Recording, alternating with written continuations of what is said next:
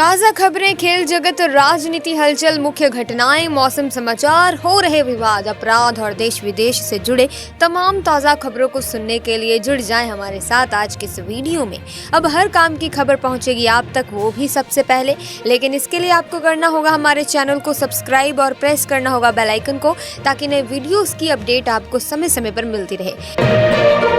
पहली बड़ी खबर जान लेते हैं दोस्तों। 84 साल का वो शख्स जो बन सकता है बांग्लादेश का अगला प्रधानमंत्री, गरीबों का बैंकर नाम से है मशहूर। नोबेल पुरस्कार विजेता डॉक्टर मोहम्मद यूनुस को बांग्लादेश की अंतरिम सरकार के प्रमुख बनाए जा सकते हैं। गरीब लोगों के लिए बैंकिंग सुविधा संबंधी मोहम्मद यूनुस के प्रयोग ने बांग्लादेश को लघु ऋण का केंद्र होने की पहचान दिलाई। सीएम केजरीवाल की राहत पर खतरा, जमानत में ईडी का फिर रोड़ा। सीएम अरविंद केजरीवाल की जमानत के खिलाफ ईडी की याचिका पर दिल्ली हाई कोर्ट में सुनवाई होनी है। पिछली सुनवाई में निचली अदालत में जाने को कहा गया था। ओल्ड राजेंद्र नगर इलाके से राव आईएएस स्टडी सर्कल में हुई 3 छात्रों की मौत के मामले में गिरफ्तार 4 सह मालिकों ने दिल्ली के राउज एवेन्यू कोर्ट में जमानत याचिका दायर की है। जमानत याचिका पर जल्द ही सुनवाई करेगी। भारतीय हॉकी टीम सेमीफाइनल में जर्मनी के खिलाफ हार गई है। जर्मनी ने भारत को 3-2 से हरा दिया। इस हार के साथ ही टीम इंडिया का गोल्ड मेडल जीतने का सपना टूट गया है। अब भारतीय टीम ब्रॉन्ज मेडल के लिए मैदान में उतरेगी। पूर्व ट्रेनी आईएएस पूजा खेड़कर के खिलाफ पुणे के डीएम सुहास दिवसे ने मानहानि केस ठोकने की पूरी तैयारी कर ली है। बीते दिनों पूजा खेड़कर ने डीएम सुहास दिवसे पर यौन उत्पीड़न के गंभीर आरोप लगाए थे। इसके बाद से ही डीएम दिवसे ने उनके खिलाफ केस ठोकने की तैयारी कर ली थी। अगली खबर देखें दोस्तों। प्रॉपर्टी की बिक्री पर नई पुरानी दोनों टैक्स व्यवस्था का विकल्प। प्रस्तावित संशोधन के मुताबिक 23 जुलाई 2024 से पहले खरीदी गई संपत्ति को अगर प्रॉपर्टी मालिक बेचता है तो वो इस बजट में लागू की गई नई टैक्स व्यवस्था या इंडेक्शन वाली पुरानी व्यवस्था में किसी एक लाभदायक व्यवस्था को चुन सकता है। पिछले 6 वर्षों में राजनेताओं के खिलाफ धन शोधन के 132 मामले हुए दर्ज। वित्त राज्य मंत्री ने कहा कि ईडी द्वारा मनी लॉन्ड्रिंग मामले में दोष सिद्धि दर 93% है। उन्होंने कहा कि ईडी द्वारा 31 जुलाई तक कुल 7083 ECIR और इन्फोर्समेंट केस इन्फॉर्मेशन रिपोर्ट्स दर्ज की गई हैं। केदार घाटी में रेस्क्यू पूरा। उत्तराखंड के मुख्यमंत्री पुष्कर सिंह धामी ने कहा कि 7वें दिन बचाव और राहत कार्य पूरा हो गया है। अब हेली सेवा के जरिए केदारनाथ यात्रा शुरू की जाएगी। यात्रियों को हेलीकॉप्टर के किराए में 25% तक की रियायत दी जाएगी।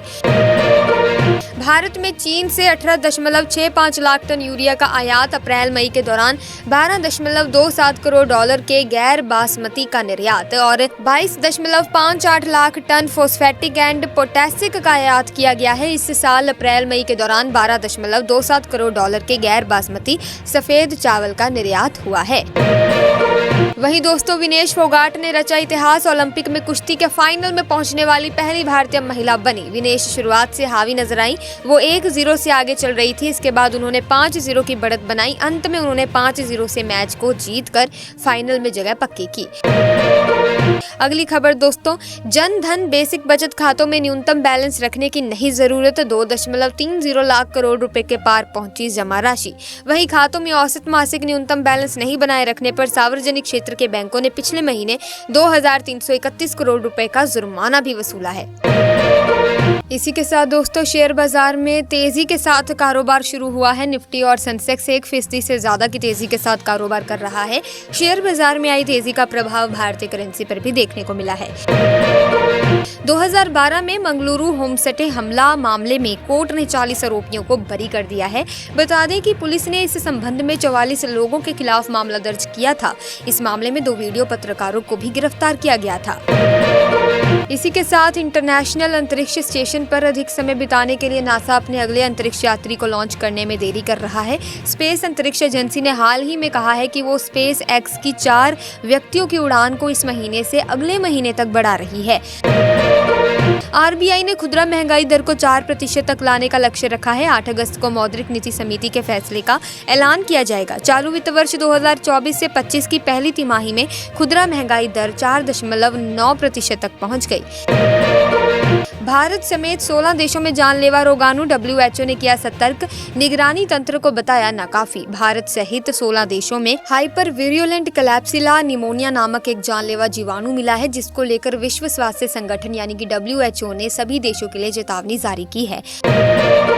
भारत की सुरक्षा भाव को प्राथमिकता जरूरी, हिंद महासागर में चीन की मौजूदगी पर पूर्व सेना प्रमुख इस दौरान फोंसेका ने कहा कि कुछ महीने पहले श्रीलंका के जल क्षेत्र में चीन के निगरानी जहाज को लेकर हंगामा हुआ था। भारत ने इस पर अपनी चिंता जाहिर की थी।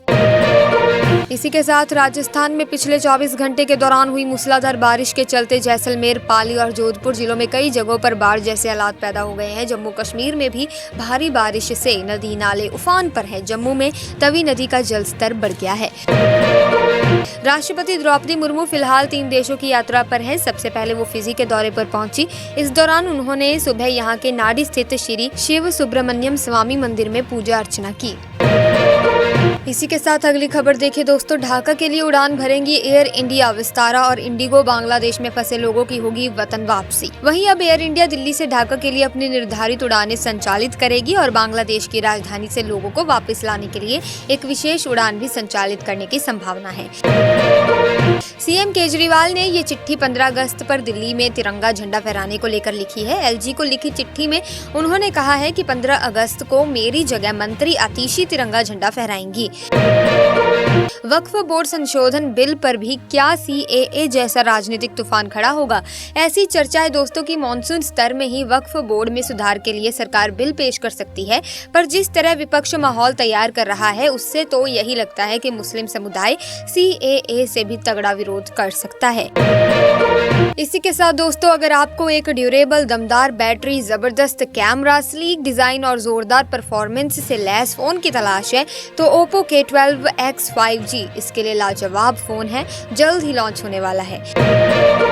अगली खबर देखें, बांग्लादेश में भारतीयों के मालिकाना हक वाले कई कारखाने हैं। अगर संकट अधिक गहराता है तो ये कारखाने भारत में शिफ्ट हो सकते हैं। कारोबारी नीति विश्लेषक एस चंद्रशेखरन का कहना है कि बांग्लादेश में करीब 25% कारखानों के मालिक भारतीय हैं।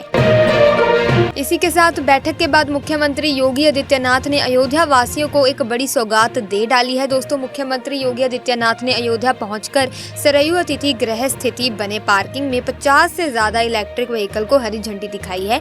अभी ये इलेक्ट्रिक व्हीकल अयोध्या की सड़कों पर संचालित होंगे। बांग्लादेश के जशोर में जाबिर इंटरनेशनल होटल में भीड़ द्वारा आग लगाए जाने के बाद कम से कम 24 लोगों की मौत हो गई और 100 से ज्यादा लोग घायल हो गए हैं। ये हमला ऐसे समय में हुआ है जब अवामी लीग के नेतृत्व वाली सरकार को हटाए जाने के बाद देश में अशांति का माहौल बना हुआ है।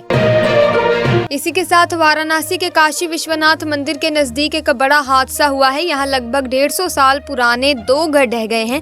कुछ लोगों के मलबे में दबे होने की आशंका है। रेस्क्यू ऑपरेशन किया जा रहा है। नीट पेपर लीक मामले में जांच एजेंसी सीबीआई ने ओडिशा से सुशांत कुमार मोहंती को गिरफ्तार कर लिया है। जानकारी के मुताबिक मामले में सुशांत की भूमिका मास्टरमाइंड की बताई जा रही है। फिलहाल सीबीआई ने सुशांत को 5 दिन की रिमांड पर भेज दिया है।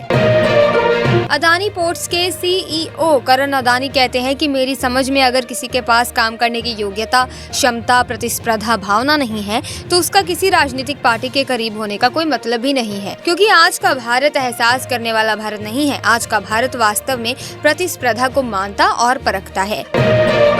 अगली खबर देखिए दोस्तों, बांग्लादेश हिंसा को लेकर मणिपुर सरकार सतर्क, नाइट कर्फ्यू का ऐलान, सीमा पर हाई अलर्ट जारी। दोस्तों, मणिपुर सरकार ने बांग्लादेश से अवैध तरीके से किसी भी तरह के घुसपैठ को रोकने के लिए फेर जावल और जीरीबाम जिले के कुछ हिस्सों में रात्रि कर्फ्यू लगा दिया है। वहीं ओला ने जारी किया नई बाइक का टीजर, 15 अगस्त को हो सकती है लॉन्चिंग। देश की प्रमुख इलेक्ट्रिक 2 पहिया वाहन निर्माता ओला इलेक्ट्रिक की ओर से इलेक्ट्रिक बाइक सेगमेंट में भी कदम रखा जा सकता है। कंपनी की ओर से अभी तक सिर्फ टीजर ही जारी किया गया है। अगली खबर देखिए दोस्तों, कांग्रेस सांसद मणिकम टैगोर ने लोकसभा में दिया स्थगत प्रस्ताव नोटिस, जाति आधारित जनगणना पर चर्चा की मांग। मणिकम टैगोर ने पत्र में लिखा कि मैं सदन की कार्यवाही स्थगित करने के लिए एक प्रस्ताव पेश करने की अनुमति मांगना चाहता हूं ताकि एक महत्वपूर्ण विषय पर चर्चा की जा सके। माइक्रोसॉफ्ट को ग्लोबल आउटेज से उभरने में हो रही है मुश्किल, डेल्टा को ठहराया इसका जिम्मेदार। इसके कारण एयरलाइंस, ऑफिस और यहां तक कि दुनिया भर के कई अस्पताल भी प्रभावित हुए थे। हालांकि कंपनी ने इस आउटेज को संभाल लिया था, मगर अभी भी इससे रिकवरी में परेशानी हो रही है। रणबीर कपूर और आलिया भट्ट की बेटी राहा कपूर की एक झलक पाने के लिए हर कोई बेताब रहता है। हाल ही में राहा का एक और वीडियो वायरल हो रहा है जिसमें वो आराम से 2 चोटी बनाए मामा अयाज मुखर्जी की गोद में बैठी नजर आ रही हैं। इसी के साथ खबरों का सिलसिला आज यहीं पर समाप्त करते हैं। अगर वीडियो इन्फॉर्मेटिव लगी है तो इसे लाइक कीजिए, शेयर कीजिए, चैनल को सब्सक्राइब करके बेल आइकन को प्रेस कर दीजिए ताकि नई वीडियोस की अपडेट आपको मिलती रहे। हम मिलेंगे जल्दी, तब तक के लिए थैंक्स फॉर वॉचिंग।